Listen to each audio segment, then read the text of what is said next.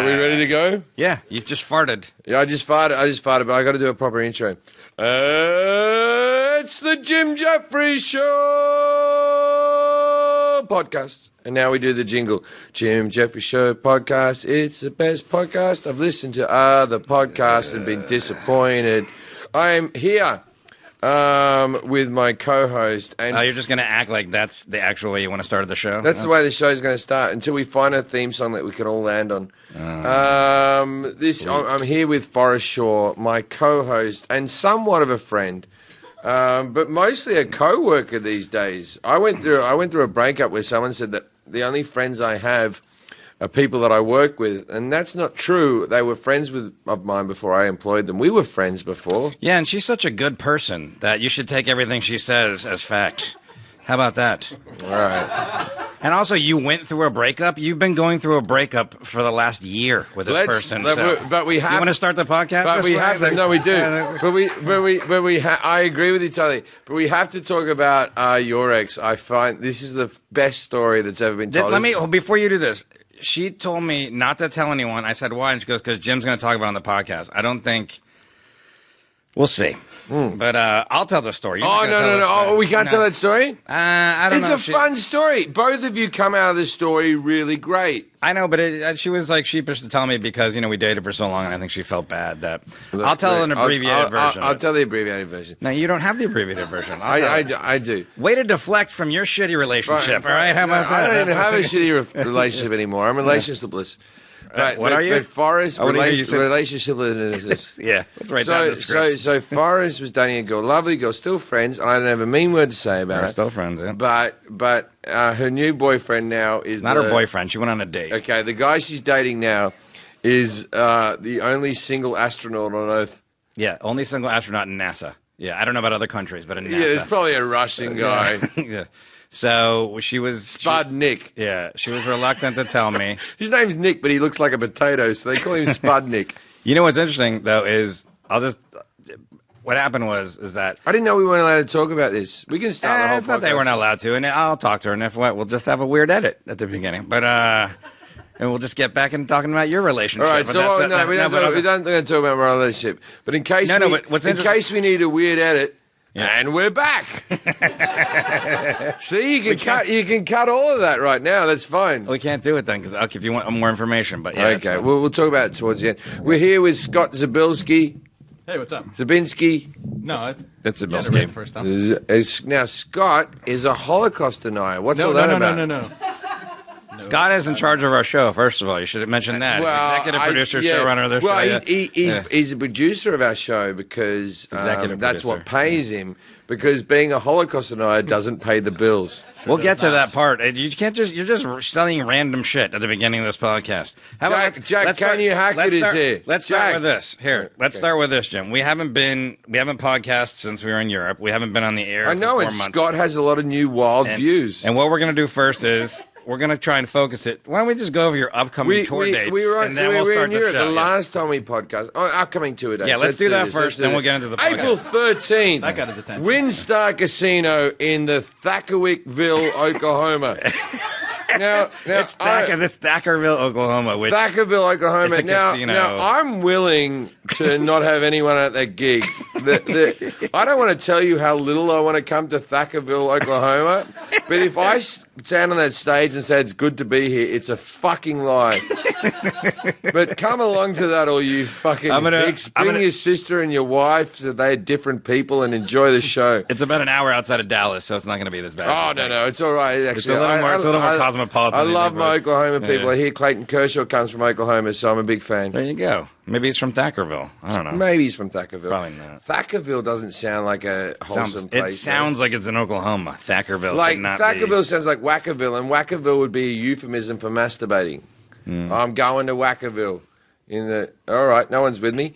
All right, April. Do you want to do another edit break? Yeah, no. This is how the show always goes. That's what we should do from now on. Whenever a joke doesn't end, just go, and we're back. That'll be our thing. Yeah. April 27th, I'm at the Rialto Square Theater in Jolie, Illinois. Joliet? Joliet. Yeah, just outside of Chicago. Just outside of Chicago. Why wouldn't I go Chicago? I don't know. Because it's just Scott, outside of Chicago. You're from Chicago. Is Joliet a good place? Joliet. No, it's not. It is. It's pretty far outside Chicago. You're doing some What's great happening gigs. with my bookings? April 28th, the Overture Hall in Madison, Wisconsin. Oh, sure. Madison's fun. That's a real city. What, this is a bad time for me No, to no, be no, single. Madison's Why fun. can't I be single and your gigs no, are no. like, Jim, you're in Vegas, Miami, and New York? Like, why does it have to be Well, Madison's a college town, I Wackerville, think. Juliet, and fucking Madison? Yep. So those are the places it's going to be. I'm sure you're going to get a lot of people from this And look, podcast. Comedy Central want me to mention this. The clusterfuck. The clusterfuck. That was an honest mistake. Talking about the beginning of this podcast. The Clusterfest Comedy and Music Festival, June 1st to 3rd in San Francisco. I'll be on there, but I don't want to plug it too hard because I've seen the billboards around town and I'm the fifth billing. You're but low. Actually, it's pretty fair. Third Eye Blind. Yeah, no. I'm above Third Eye Blind. No. I'm above Third You Eye are? Blind. Okay. I'm above Salt and Pepper. It's like But Third Jon Eye- Stewart. Third Eye Blind's above Salt and Pepper, which I think should be reversed. It's Jon Stewart, Trevor Noah, whatever that thing. Lonely Island. Lonely Island, Tiffany Haddish, and then me. I think it's pretty fair. Actually, I think that's a fair type of thing. There and Trevor Noah. Yeah, he's Trevor, no, I said Amy Trevor Schumer. Noah. Amy Schumer's. Oh, there. Amy Schumer's above me as well. Yeah, she's So the- I'm like number 6 or something on the billing. But I think that's like. What do you, I who feel do you think you okay, should be this ahead is- of? You no, should be this ahead of is- Jon no, Stewart no. and Amy Schumer. This is what I feel, honestly. Yeah. I feel like the Haddish should fucking be at the top, man. She's the person of the moment. I feel like she Yeah. should be crushing all those cuts. Lonely Island. You sang a few rap songs, did you, lads? You know what I mean? Like Yeah. the Haddish should be above it all. Yeah, but being 6th is still better than your 11th most famous Australian. Oh, that we have to talk about this. On Australian and this isn't part of the show, but on Australian TV, there's a show called 20 to 1, where each week on primetime Australian television, they list things like the 20 greatest cars of all time. This is what we do on Australian TV during prime time. This is like if NBC, when at 9 o'clock, this is the show we're running. So they go, the 20 best football kicks of all time, the 20 best whatever. Anyway, they did a show the other day, the 20 best Aussies in the world, and I came at number 11. Number 11. I didn't think they knew who I was. Who's ahead of you? Is this? I'll tell you who I beat at number 12, Margot Robbie. She can fuck off with her Oscar nomination because she's no Jim Jefferies at number 11. Hey, Keith Urban, why don't you suck a dick, number 14? I'm sure your wife got higher. Anyway, so Are I these came numbers? Are these numbers? This is the most famous now. with this best. show, I don't know what was The after best. that The because best? my parents, The best Australians? the best Australians, like This just sounds like something you made up. And so my parents were watching, and they lost their shit. My brother recorded it on his phone. Now I will say this: out of the 20 people who are listed, because the next one was like, who's the basketball player at the moment at number 10? Simmons? Yeah, Ben Simmons Yeah. came at number 10. Who's the guy in the NBA kicking ass for San Antonio? No, for the 76ers. That's a different player. Which one? Who's the one that's San Antonio? Patty Mills. Patty San Mills. Antonio, but, He's probably yeah. at number 16. He's shit. Ben Simmons, though, is yeah. Anyway, so a basketball player who is doing reasonably well with his life is above me. Now, I'd have to say out of the top 20, I'm probably the poorest. Mm-hmm. I'm probably the one with the least amount of money. Are you looking up right now? Are you trying to I'm find looking a up the greatest of all time Australians, and I don't know if this This is is the a actual show order. from this week. No, but I just want to tell you. It's from this week. It's not the greatest of all time. I want to tell you something about I'm your not country beating right Paul now. Hogan in No. 1988. They don't have Paul Hogan at number 1. They have some guy named Banjo Peterson. Banjo Patterson, a Bush Banjo poet. Patterson. He's the number 1 Australian of all time. Of all time, but he was Wikipedia. he's the Australian Shakespeare.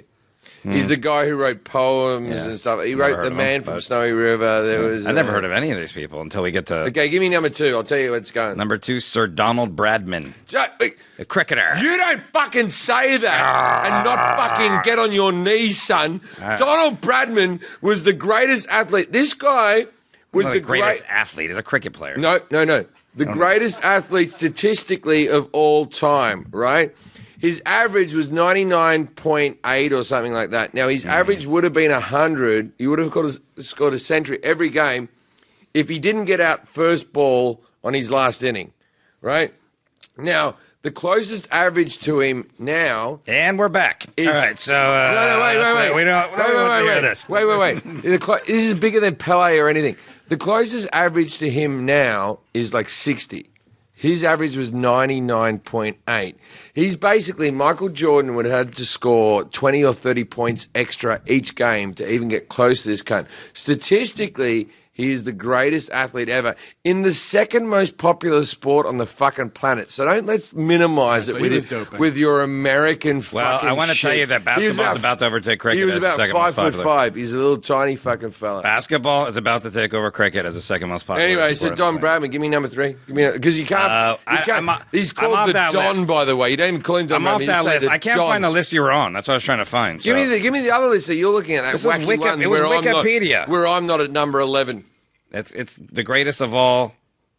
Our 50 Banjo top Australians. Patterson. Howard Florey is number 3. He's a microbiologist. No idea who that is. Never heard of him. He's one of the discoverers of penicillin. Do you want to celebrate your country? Okay, there you go. Did we discover penicillin? No, he's one of the discoverers. How is there one? Because they all looked in the microscope at the same time. No, but wasn't penicillin being discovered around the world? Did they call each other and go, who else has got a moldy orange? I don't know if that's how it worked, but we'll go. All right, so we actually did a fucking show today, people. Yeah. You're upsetting me, Forrest, on levels. Show, so. This is it. You're not getting any shitting yourself dumplings for that. Okay. All right. So I don't think people heard the first bit. We ordered some dumplings the last time we ate them. Last time we ate them, we shit ourselves. But I'm still optimistic about the future of these dumplings. I'm very popular with them. But what's a good product? What's that product? Heineken. No, the thing that makes you stop shitting. Oh, Imodium. I would do top notch. I would do. I'm probably not allowed to do advertising. I would do adverts for Imodium. No. This isn't paid thing. I would do adverts for Imodium, even if they didn't pay me. It's a product that works. I think that can be arranged. They're looking for. You're shitting yourself. You take a few Imodiums. You're right for the day.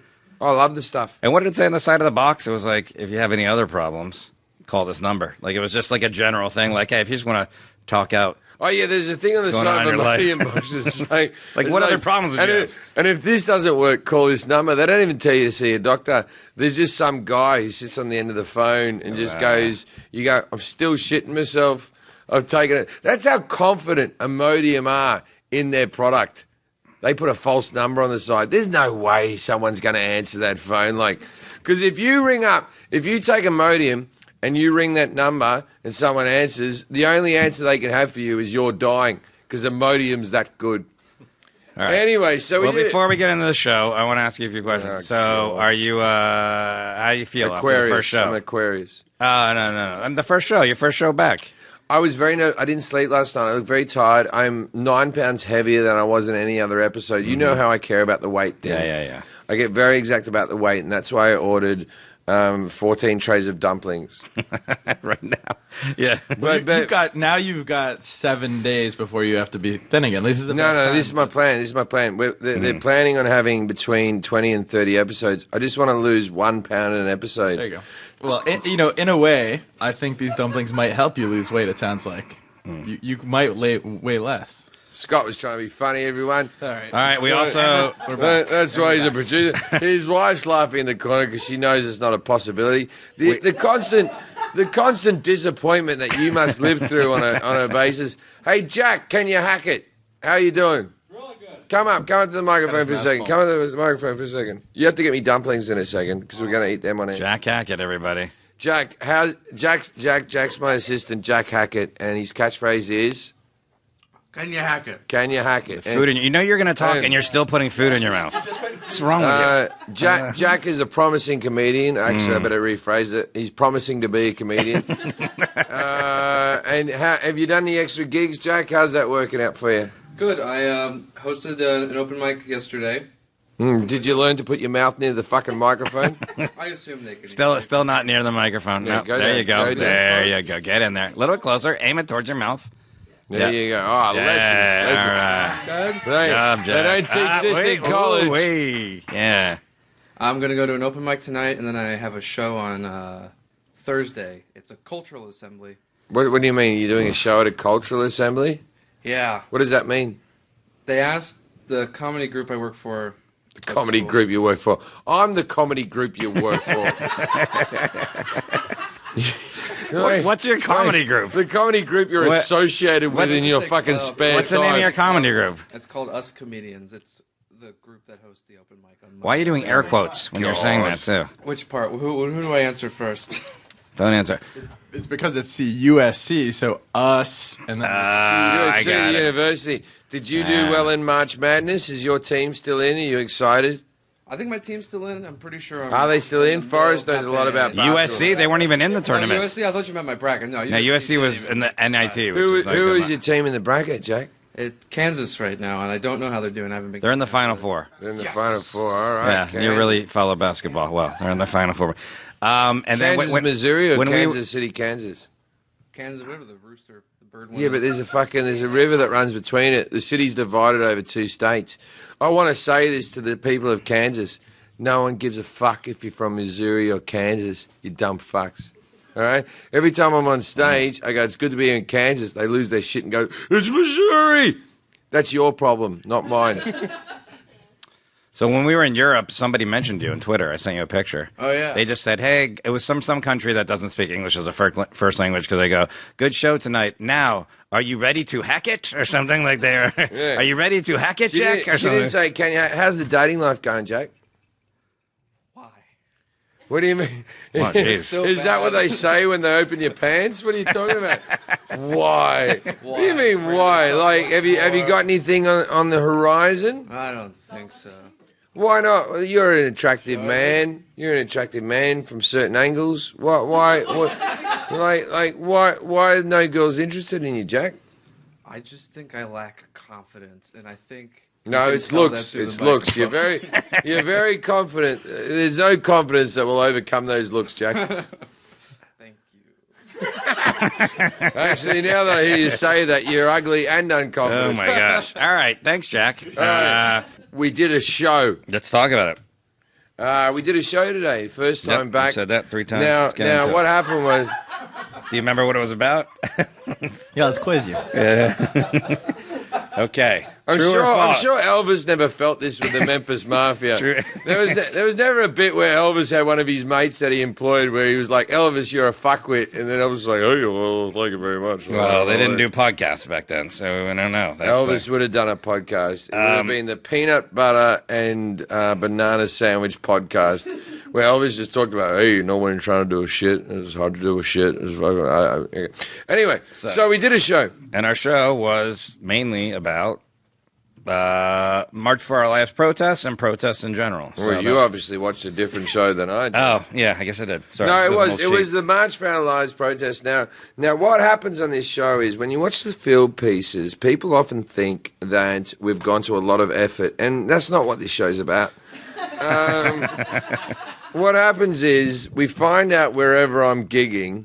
Right, so we did a whole lot of field pieces in Europe because me and Forrest just toured Europe. We did some podcasts from Europe, and so we find out wherever I'm gigging, and then Scott shows up.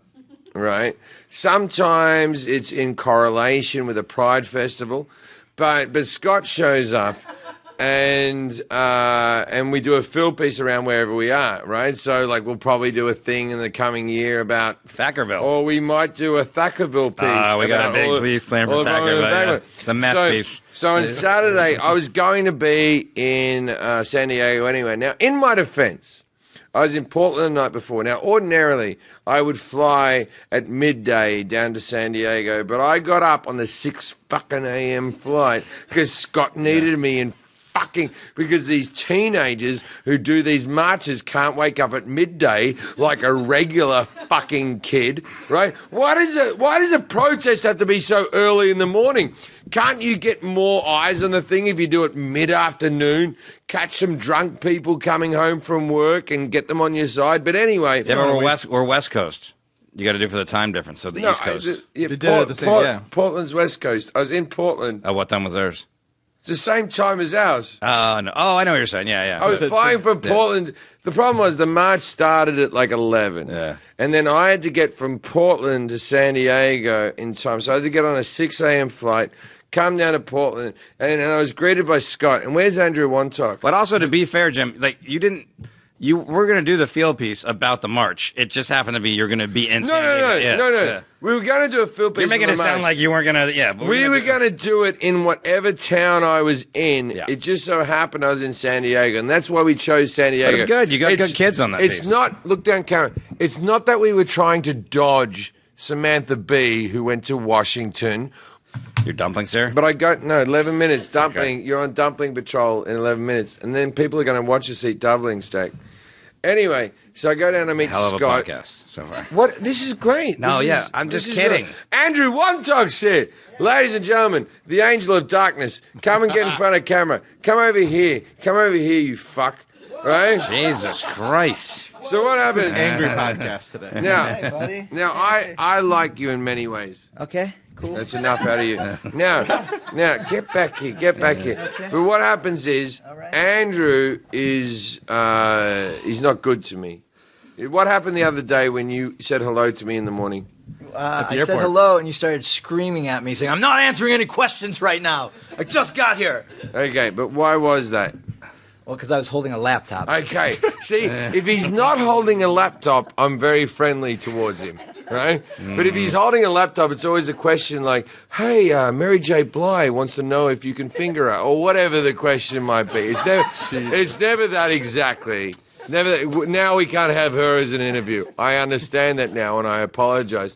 But what happens? He's not holding a laptop right now, and you just say, "Get in there, fuckhead," or whatever you just said. I love this guy. I love this guy. Right. I love this guy. I don't like when you touch me. This is Andrew Wontog. Andrew Wontog is a moody man whose wife is too good looking for him. Would you agree with that? Yeah. Well, no. No, you should agree. I agree with my wife too looking. My moodiness. I think I'm generally in the same mood. All right, but anyway, his wife's very pretty, and Andrew looks like Andrew, and. Well, how's this guy? So we met down in San Diego, didn't we? We got down to San Diego. Yeah, we went to San Diego. We went to and what happened? Piece. What did we do at the field piece? We walked around the march and we got a nice bit out of it. I think it was really funny. You were hysterical. Was good. Nice Andrew goes to the comments. You want a dumpling? Anyway, so what happens is we do a march. We go down and see the kids marching. This is Act 2. We did the field piece in the march. We go and see the kids marching. Yep. And we go down. I was very tired because I'd just done 2 gigs. I've done 2 gigs in Portland. I'm about to do 2 gigs in San Diego. And is this podcast going well for us? It's going great. Yeah, we're about to start. Yeah. Right. So anyway, we go down and we do this march and we talk to the people. And Scott, you should take over. What happened next? Well, there was a huge group of kids down there. It was a kind of a mob scene. It was funny because I was walking behind you like 10 or 20 feet. And so, this is the place where you are the biggest celebrity in the world. People were afraid. Some people came up to you, but a lot of people were the real place is Mordor, but anyway. Okay, fair enough. But people, every time you'd walk past, they'd wait a few seconds. They go, "That's Jim Jefferies." So you had a lot. Now we have to preface this so from my 2012 comedy special on Netflix, Bear, where I did the gun control routine, I wore a leather jacket. A brown leather jacket that fitted me perfectly I don't know about back in 2012. Back in 2012, it fitted me very well. And then when they said, this is Andrew's idea. Anyway, so they go, why don't you wear the same outfit as you did in the gun control routine, and then we can talk about gun control and whatnot. Anyway, it turns out... That was Andrew's idea? Yeah, it's that Andrew's was a good idea. That tied the whole piece together. Anyway, it turns out the time hasn't been good to me. Time and food, your relationships. Yeah, drinking, 5-year-old, breathing air. Yeah.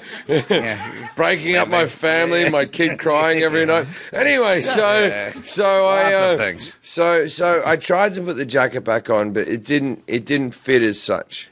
It didn't fit, and so I walked around San Diego wearing the outfit from Bear, very snugly, very snugly, and I felt very awkward. Now, there's things that happened. So what we did was we went around, we talked to the kids. Now, we wanted to have an angle in the field piece that we never actually showed in the field piece, where we wanted to show that I was out of touch with the kids, and sort of Samantha Bee did a similar thing, and so it's lucky we didn't do it in the end.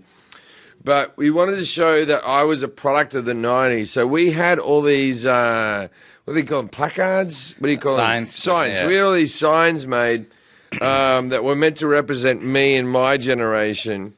And I wish this got into the field piece, but it didn't get in, right? So we had one sign that just said, we have in excess of guns with the in excess logo, which I liked. I like that one. Yeah. Right? And then we had one that I liked. My favorite was like, what are you talking about, Willis?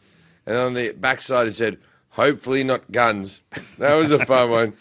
And then there was one that said, I'll tell you what I want, what I really, really want. Yeah, I like less that. guns. Yeah, whatever.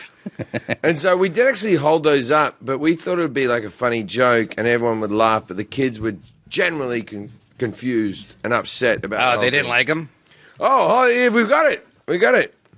I have this one. There's some other ones. Oh, yeah. Dave's office. You want me to grab 'em? Ban. What Okay. What you talking about, Willis? What you talking about, Willis?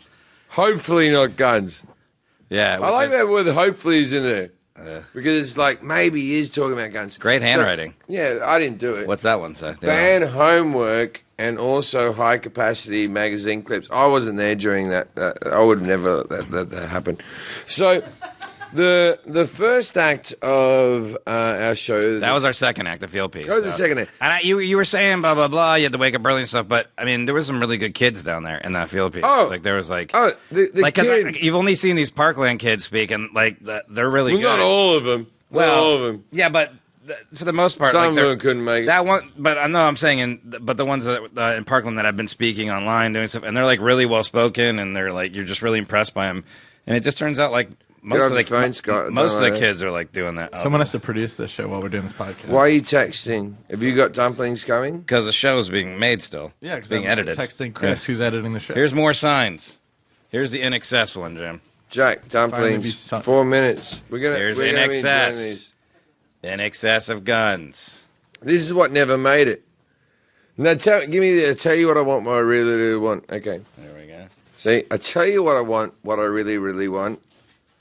Fewer guns, Oh, with the right? S, yeah. And then we use the S from the Stussy sign. Remember Stussy? Yeah, but that's like the S that the kids draw. That's more that what that is. Yeah. There used to be a girl, Yeah. right, Okay. when I was a kid, who I really fancied, who always wore Stussy, and we always used to call her Stussy Pussy. Is that offensive? No, I think she would like that. Yeah, I'd imagine. I can't see why she wouldn't like that. Yeah. Well, probably not now, but at 16, that What was rhymes with dick? That would be just as fun to have if you're a guy. Dick Sporting Goods. Rhymes with Dick. I don't think that Dick and no, that- Dick. Dick and Dick rhyme. Ah, good point. I got didn't see some that, Dick so. Sporting Goods. Sick dick. Dick. We should start Rick. this podcast soon. So yeah. So that was Act 2. Is there anything else you Anyway, wanna so say what about the happened in field Act pieces? 1? I feel like all the acts were the same, you know. Well, don't say that.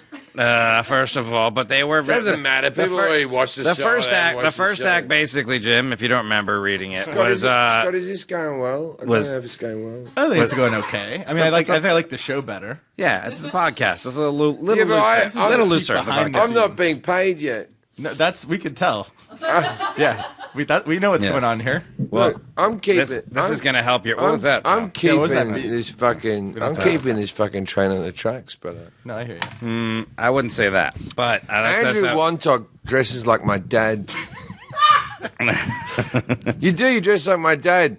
If he's depressed, otherwise he's got a more of a colourful outfit. So, anyways, what I was trying to discuss with you is our Act 1, even though there was a lot of similarities and a theme running through our show, our Act 1 basically dealt with the fact that all these kids, organized these rallies and protests and marches across the country, even around the world. And you would think that adults would be happy that kids are doing this, because generally what people say is, oh, they're always on their phones, taking selfies, they're self-absorbed, they're Playing lazy. with their Donkey Kongs Yeah, and their Game Boys. exactly. But Doing that thing where they hit a circle with a stick down the road, so you would think even kicking the can like a bunch of morons. well, that too. And so you would think that even someone that would disagree with what their message was would at least be like, hey, you know what, good for these kids. But of course there wasn't, because we know it's the usual cast of characters like Tucker Carlson and Rick Santorum and random people that have. The thing about Tucker Carlson is, yeah. you think if you knew a kid down the street called Tucker Carlson, he'd be up for fun. I don't think the Tucker Carlson. You know what I mean? You go. He turned out exactly how his name is. No, you think Tucker Carlson, you go, Your parents would go, you stay away from Tucker Carlson. He's nothing but trouble. I wouldn't think so. No, I think he's a bow tie. That sounds like a bow tie name to me. Yeah, he looks exactly and acts exactly how his name sounds. Tucker Carlson's like just a kid that maybe he got picked on or something. Who knows? But he's just a complete dickhead. Now, in that first act, it was a late entry. We were writing kind of right up to the minute, and you added that Trump golfing joke. Which We wrote right up to the end. It was my favorite of the episode. You know, it was your favorite. We did a thing about how, during the march, Donald Trump didn't do anything. He actually he left D.C. where the biggest march was. Yeah. Went to Florida where the shooting was. It was only 40 minutes, I mean, a presidential motorcade, 30 minutes away from where the parkland was. So he had an opportunity to either go to the main march or to the parkland. Didn't do either, just golfed at Mar-a-Lago, and then had them redo the route to the airport to avoid getting anywhere near any protests. And so the joke that you made was great. The joke was simple. It was that even though he played golf, he only played 17 holes in honor of the victims. And the whole crowd groaned, which was really that's the first real groan without any laughs we've had, which was kind of like, it's good though. I think, but that's the problem with comedy. Sometimes groans are good. Groans are laughs. More dumplings, Jack. Yeah. Sometimes Jack, stop. Just hand him the dumplings. You're getting shit on my drips all over his computer and his iPad. Dumpling juice. Just he don't did do good, that. Jack. Don't worry about what Forrest says. Anyway. Now I'm having fun. Anyway. Yes, the thing please about get dumpling grease the on thing my about stretcher. jokes is sometimes you make an offensive joke about something, and then that's something that's true, like him playing golf rather than standing up to what's happening. Well, it was a 17 was the groans. Yeah, Because the 17 but 17 kids died in Parkland. but he hasn't really acknowledged or done anything to change anything. It's incredible how You're the one who makes the joke about him doing shit, and then you're the one who gets the groan rather than he gets. But a groan to me is still laughter. It's like people are afraid to laugh, It's so they have. Yeah. It should be uncomfortable. No, I take a groan as an orgasm. But what's crazy is like these he doesn't even address the rallies around. I mean, there's millions of people, and he didn't even address it. He still only had one press conference in over a year. That's like incredible. That's all he did. Yeah. But he does a lot of public. He does a lot of public. Not press conferences. Rallies, they're different. Yeah. He goes and has people stroke him off at rallies and stuff. So what else happened in that act? There was you know what I really liked that you did? It was a change up too. There was a woman named Julie Gunlock, who is you would think with a name like Gunlock you would be a gun control advocate, but she's not. She's on the other side of that, and she's like the head of some weird. I don't know. It was like the Institution for Alarmists or something. Yeah. It's like just some made up bullshit, and she was just so. Like just the worst. She was just like, and another thing, the kids should really learn about like where their sheriff department is, and blah, blah. And she was just saying all this nonsense and bullshit. And it couldn't have been any more perfect because you just told her to shut up. Yeah, exactly. Because I kept watching that clip over and over, and I was like, "Fuck this woman." It's the whole idea of these people who are just like, it's not the gun control problem. It's this problem. It's that the kids should do something different. And she's one of these people that would blame anything but the gun. She's the director of Culture of Alarmism Project. Which even is a weird job. But, yeah, and her website is, I don't know what the fuck this is, but she's a senior fellow, the director of Culture Alarmism Project. I don't even know what that means. And it says she was a professional staff member on the Senate Homeland Security and Governmental Affairs Committee, and I don't even know that. But she also is the author of the book From Cupcakes to Chemicals. Whatever that means. Cupcakes and chemicals. Yeah. So anyways. That's the thing is, I've done a lot of problems Gunlock. with both. Cupcakes have been a demon for me throughout my life, and chemicals are something I've enjoyed. So I actually like that book, Cupcakes are Chemicals. Yeah, we don't know about. Yeah, I have more followers than her on Twitter, so that's something. But anyways, she's a real piece of. But anyways, Rick Santorum is probably the worst of all. He's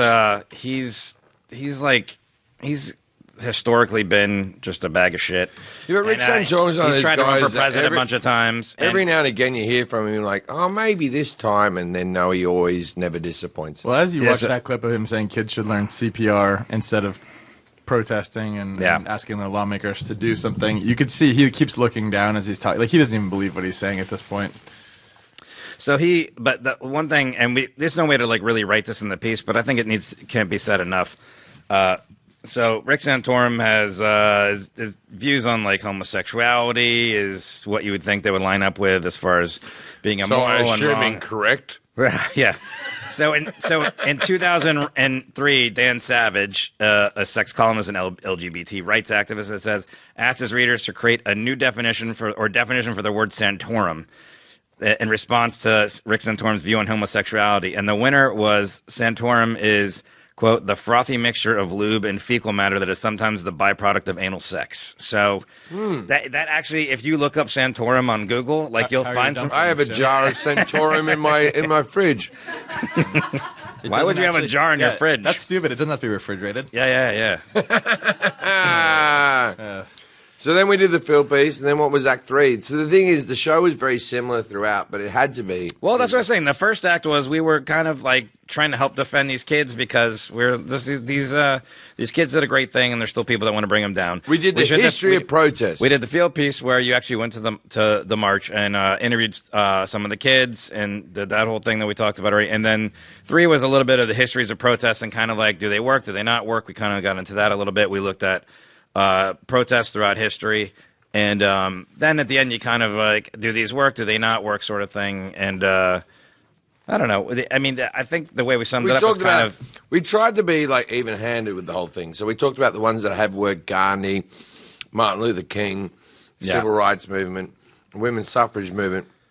We mentioned the 2009 Tea Party. Yeah. The Teabaggers. Which was really pretty successful. And it's the funny thing is, like, I looked this up. And it worked.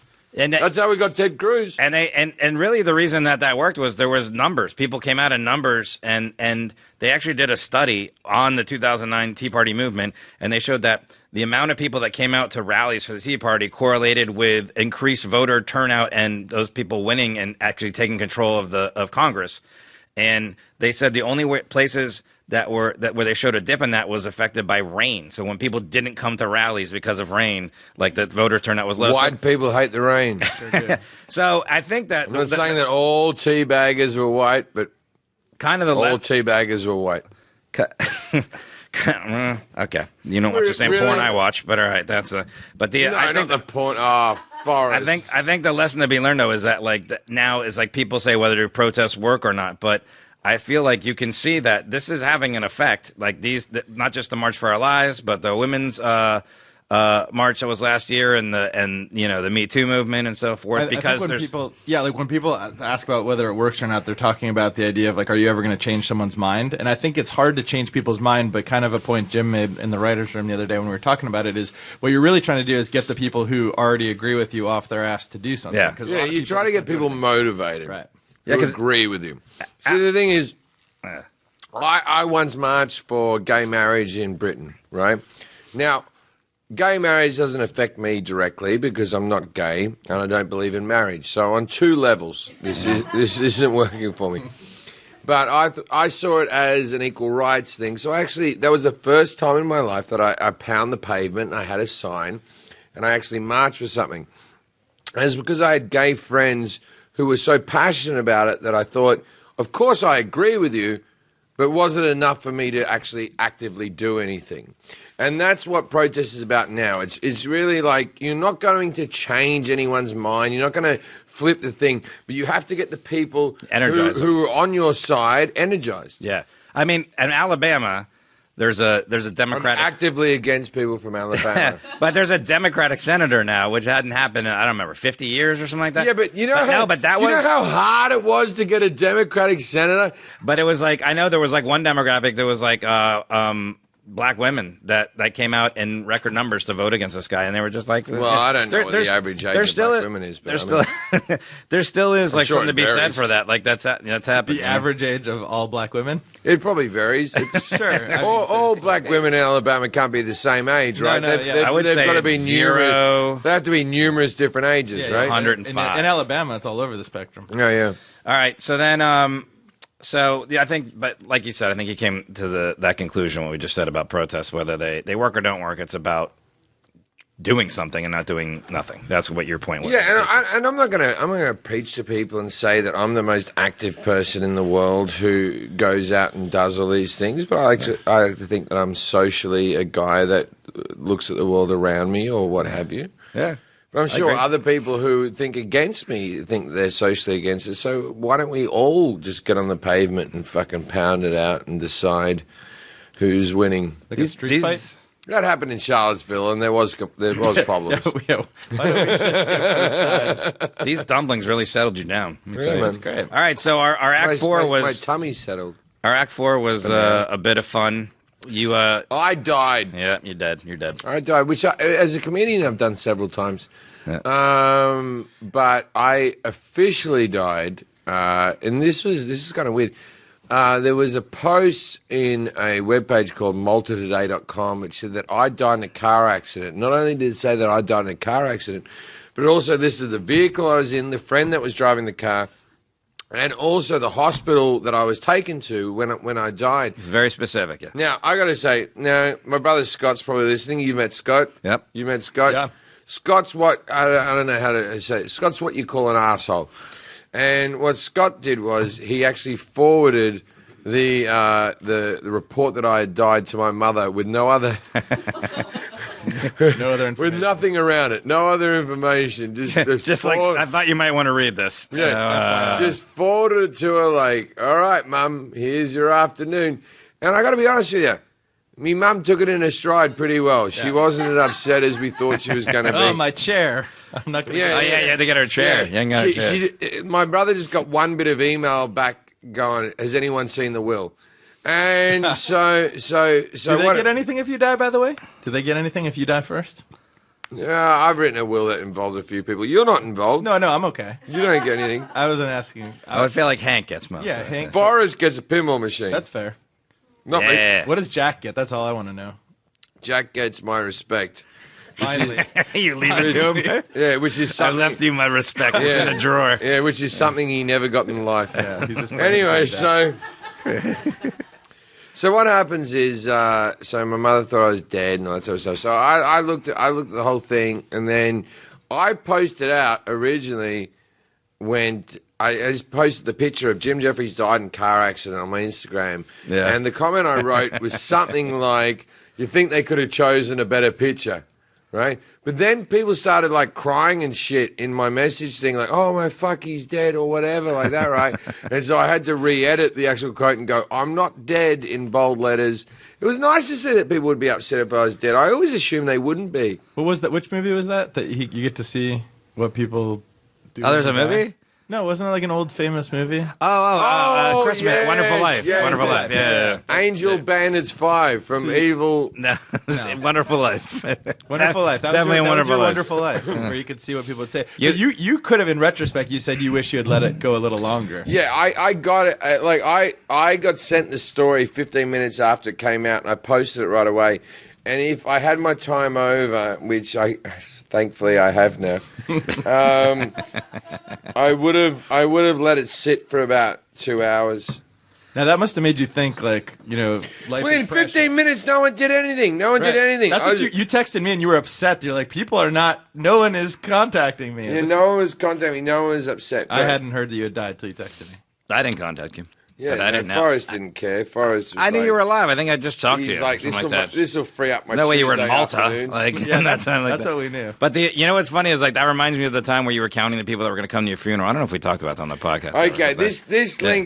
links into. I just did Jimmy Fallon the other Yeah. night. There you go. I Segue. told a story about how I was on a shitload of mushrooms and I met Axl Rose. Right? Yeah, Vegas. Yeah, and there was cocaine, and there was Axl Rose, and there was mushrooms, and then there was a big come down. I just bought a new car, so I decided to drive it out there. So we drove all the way back as I was coming down from drugs. And You and JJ. I got sauce on me shit. Yeah. Anyway, so I got very depressed and counted all the people who would come to my funeral. What happened is the next morning, JJ The and number I came to was 12. No, you had 4. This is what happened. Before I met Scott. The next morning, JJ and I were sharing a room, and the next morning we were like, "Wow, we haven't heard from Jim, whatever." And finally get a hold of you, and you just go, "I've been counting the number of people that are going to attend my funeral, and I only got to 4." That's all you said. That's instead of make you feel better, we had to count people that were going to come to your funeral. And that was including my corpse. Because my mum won't get on a plane because she's too fat. I'll tell you a funny story. Yeah, but who did you think wasn't going to come? Jack, dumpling me, right? Now, I'll tell you a funny story. So, about 2 years ago, I went back to Australia to visit my parents. And she'll never listen to this. She'll never figure it out. What happened was 2 years ago, I went back to visit my parents. And I bought my father a brand new Mercedes Benz. Can you put some dumpling juice on my computer, please? Yeah. That'd be fucking awesome. Yeah, put some hot sauce on there, too. It's so good, boss. Yeah, I know. Anyway. I'd like to eat one sometime. Anyway, so what happened was... This is good. Chew into the microphone, if you can do that, because that'd be great. This is different. And get a little more sauce on your shirt. I see where Jack learned it. Yeah. You don't get this on other shows. They look like one of those. What are those? The Horseshack, whatever test for the psychologist. Rorschach, Horseshack. The Horseshack. Welcome back, Carter. Welcome back, Carter. That's another Axl Rose Vegas story. Anyway. Yeah. Keep So going. I brought my father Mercedes Benz a couple of years ago. It was one of the most beautiful moments in my life. I come into a bit of money through, comedy and whatnot. And so what happened was my father, who's been a maintenance man at a high school for the last 10 years of his life, I told him we were going to go out for a drink at a pub. Then I drove him onto a car lot. And on the car lot was a car, right? And it had a silk sheet over the top of it. And as my father walked on, the Mercedes dealership people said, "Hello, Gary, this is your car." And they pulled the sheet off. And I watched my dad almost cry. And he had this brand new Mercedes. Now, my mother's what you call a bitter, vengeful individual. She was very upset that I bought my father this car. Yeah. Right? She goes, "You bought your father a car. You do nothing for me." And she's a 350-pound woman who sits in a chair watching TV. So what I did was I bought a bigger television. Because that's a whole world, you know what I mean? It's not a fucking $90,000 car, but She gets to sit in the car, too. Yeah, she gets to They're ride. married. They get to ride. Drive. She gets to ride in the fucking car. Yeah, she gets to ride in the car. Right, so I bought her a bigger TV. Wasn't enough. Anyway, so I was just back there doing gigs. And my mother sits in this lazy boy chair. Now, if you know my stand-up, I have a routine where I call it the throne of misery. Now, the throne of misery was this lazy boy chair that my mum has been deeply sunken into for many years, abusing children from her throne. Now, the springs are given up a long time ago. But anyway, she comes over there. I come over. I'm hanging out with my son.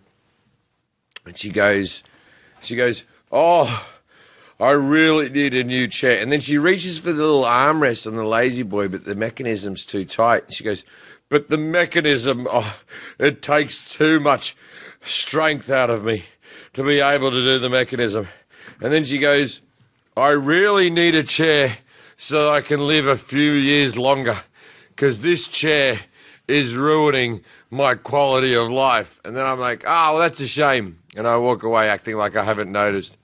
Then I come back the next day, there's fucking catalogues around the place, right? Open up to all the pages of the chair, right? And then the next day she's like, "Oh, life's hard. If only I had the PK92 from Lazy Boy. Maybe I could live a year longer. But alas, I'll probably die in this chair," right? Okay, so obviously people who are listening, I've bought the fucking chair. I've paid for the fucking chair. The chair's on its way. It's coming in the mail. It's going to happen, right? You got her other things, too, right? Like a life alert? I got a life alert necklace. I got everything to fall down. Some special thing. I got her the best walkers. She got the Mercedes-Benz of walkers. Anyway. Did they take a sheet off it? Yeah. Your dad has a Mercedes. My mum's got no tennis balls on the end of the leg. She's got proper rubber balls that are meant to be there. Yeah. She can play it Anyway, out. so she keeps going on about this fucking chair. Anyway, so I've bought the chair. The chair's fucking coming. Anyway, the other day, she writes to me. She sends me an email. She's never sent me an email. She normally rings or bothers in other ways. And she writes me an email. She goes, "I need $6,000 for this chair. This is the only thing that will save my life." Which, like, fuck you. Like, but anyway, it's the only thing that will save my life. She goes, "I can afford to pay you back $150 a month if you lend me the $6,000 so I can get the chair." Because she's just milking for me to go. That's a buy great the fucking chair. $6,000 chair. What does it do? This thing stands you back up. It's not just a chair. You sit down and then a mechanism puts you back into a standing position. What happens to your cups in the cup holder? Oh, no. The cups just pour on the ground. Are there speakers built into it and shit? No. Anyway, stands you up. Okay. Anyway, so she wants this chair. She wants this fucking chair. So I've already ordered it. It's 2 weeks out. She's already getting it. But she sends me this obnoxious email. She won't listen to this podcast. But what I've done now is, and I'll update you next week. What I've done now is I sent my mother back a payment plan. I sent her back a letter saying there's no way that you'll live long enough to pay off the chair at $150 a month.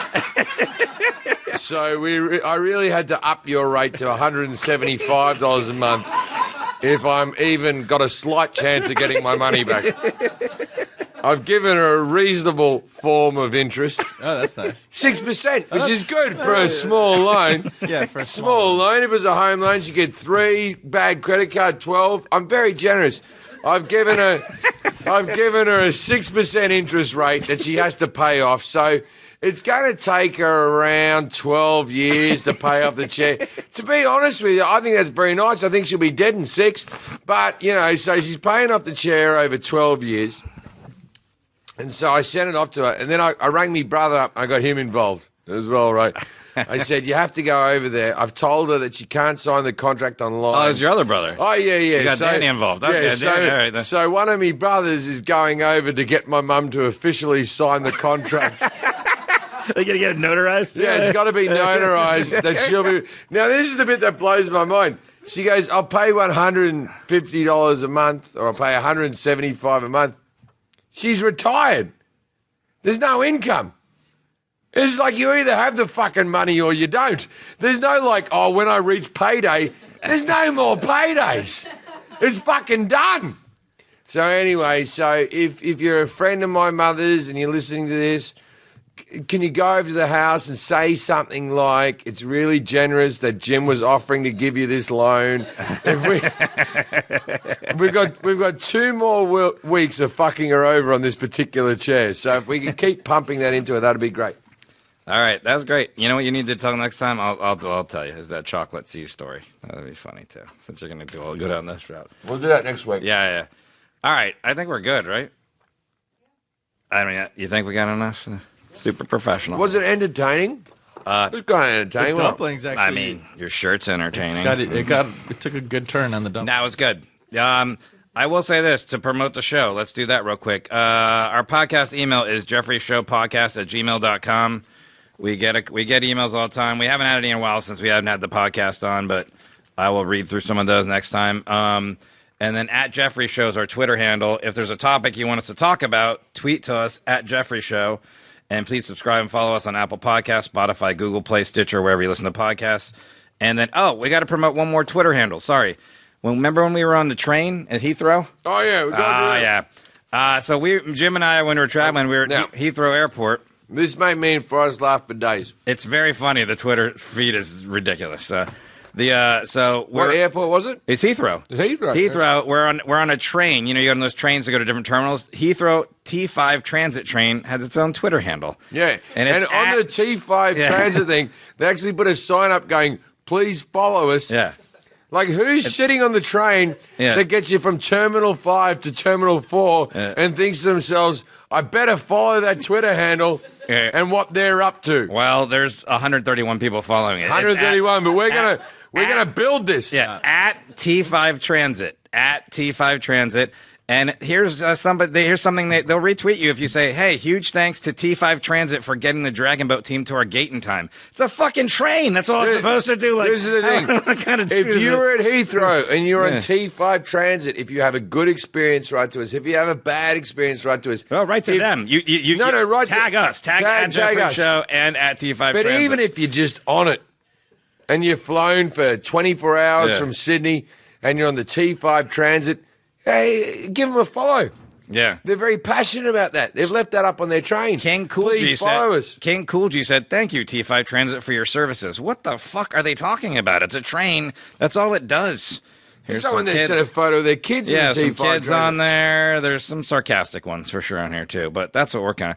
Here's just had a fantastic tour of T5 Transit facilities at the Heathrow. It's just ridiculous. But anyways, so follow ours first at Jefferies Show, then at T5 Transit. Mine is at Forrest Shaw, and today I'm going as far to say, if you truly like me as a comic, cancel my subscription on Twitter and follow them. It's not a subscription. And then you can follow both. No, I just don't want them to follow me if they follow T5 Transit. You mean your personal one of the shows? Yeah, I want them to cut me off just to follow that. This doesn't make any sense. Why? All right, don't do that. Just follow T5. You can follow Transit. both. You don't have to subscribe to it. It's not a magazine. Yeah. Scott Zabielski. Yep. What do you got going on in your life? Just this, man. I live and breathe this show.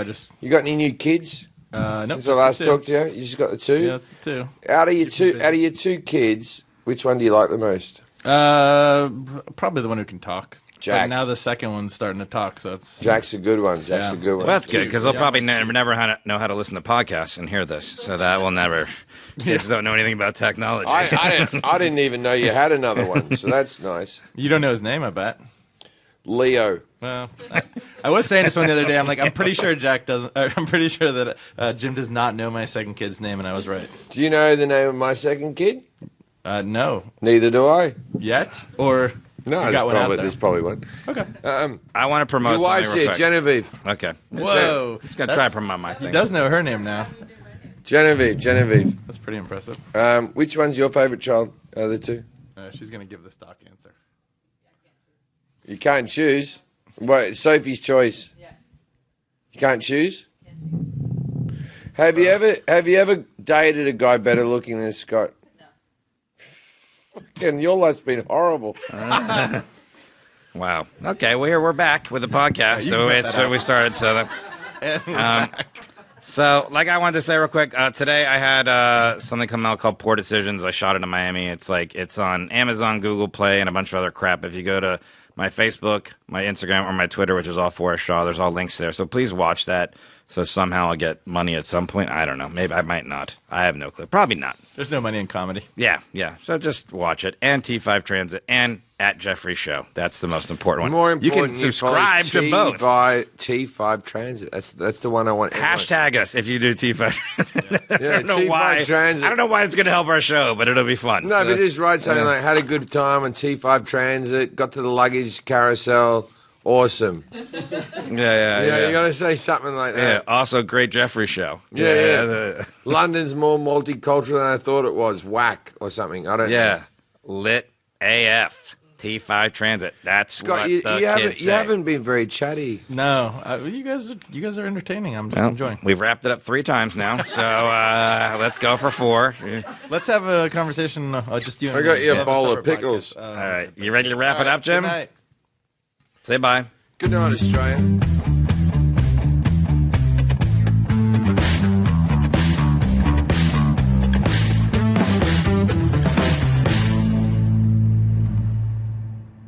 If I'm even got a slight chance of getting my money back. I've given her a reasonable form of interest. Oh, that's nice. 6%, which is good for a small loan. Yeah, for a Small loan. If it was a home loan, she get 3, bad credit card 12. I'm very generous. I've given her a 6% interest rate that she has to pay off. So it's going to take her around 12 years to pay off the chair. To be honest with you, I think that's very nice. I think she'll be dead in 6. But, so she's paying off the chair over 12 years. And so I sent it off to her. And then I rang my brother up. I got him involved as well, right? I said, you have to go over there. I've told her that she can't sign the contract online. Oh, it's your other brother. Oh, yeah. You got Danny involved. Okay, Yeah, Danny, all right, so one of my brothers is going over to get my mum to officially sign the contract. They gonna get it notarized? Yeah, it's got to be notarized that she'll be. Now, this is the bit that blows my mind. She goes, I'll pay $150 a month, or I'll pay $175 a month. She's retired. There's no income.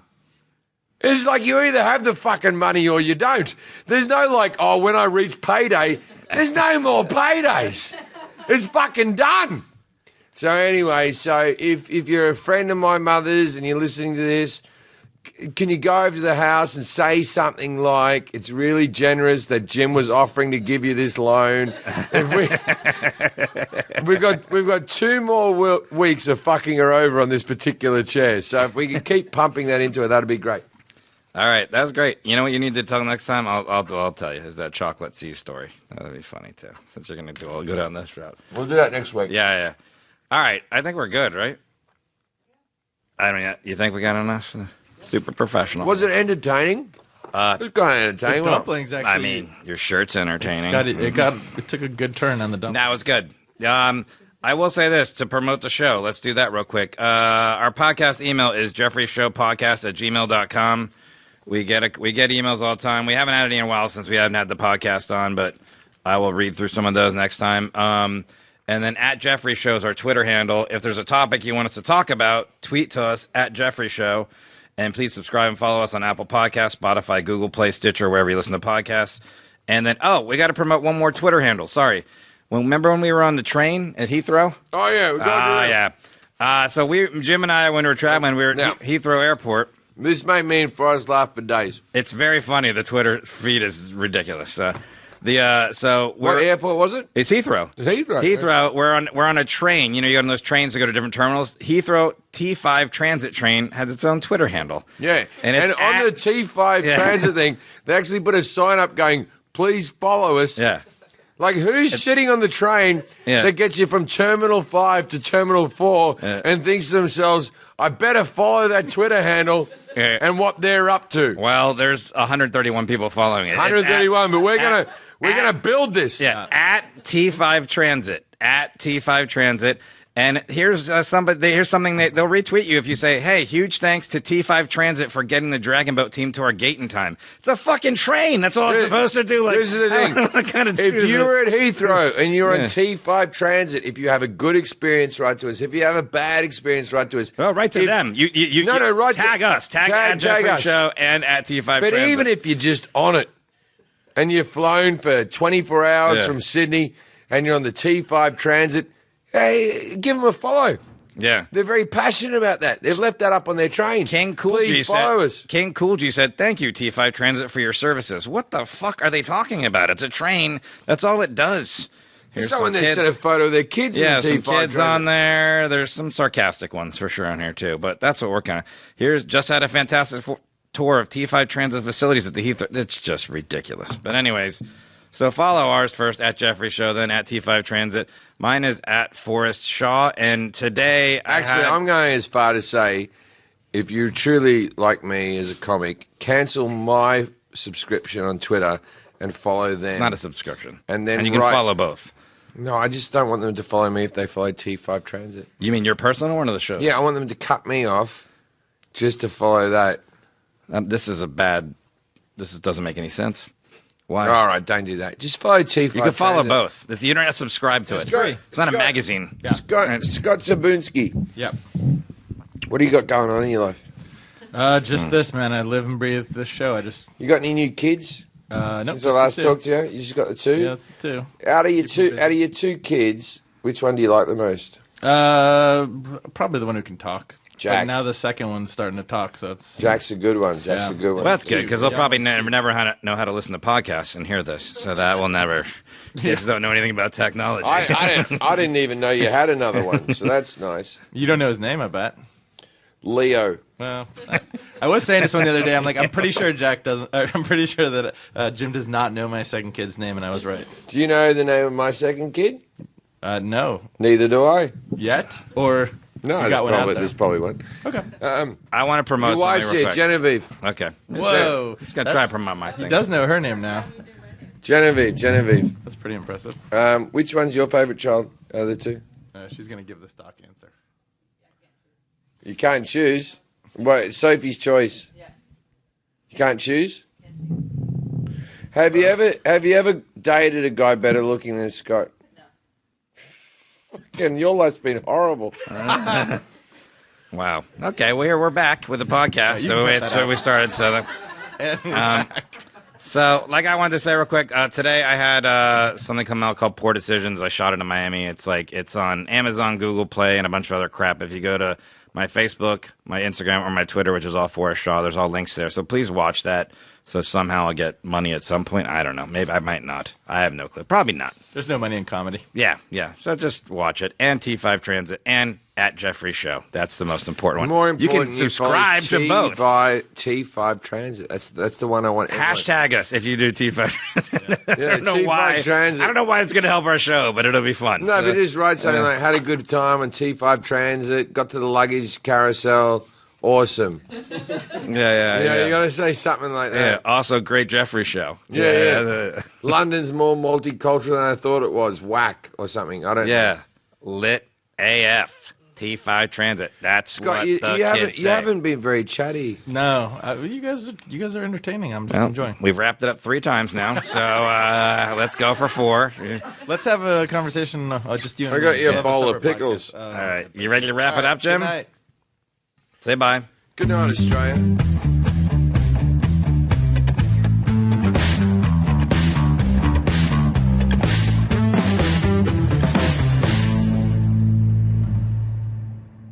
Yeah, I don't know why. Transit. I don't know why it's going to help our show, but it'll be fun. No, So- but just write something like, had a good time on T5 Transit, got to the luggage carousel, awesome. Yeah. You got to say something like Yeah, that. also great Jeffrey show. Yeah. London's more multicultural than I thought it was. Whack or something. I don't know. Yeah. Lit AF. T5 Transit. That's Scott, what you kids say. haven't been very chatty. No, you guys are entertaining. I'm just Well, enjoying. We've wrapped it up 3 times now, so let's go for 4. Let's have a conversation. Just you and I me. got you a Have bowl of separate pickles. podcast. All right. You ready to wrap all it up, Jim? Good night. Say bye. Good night, Australia.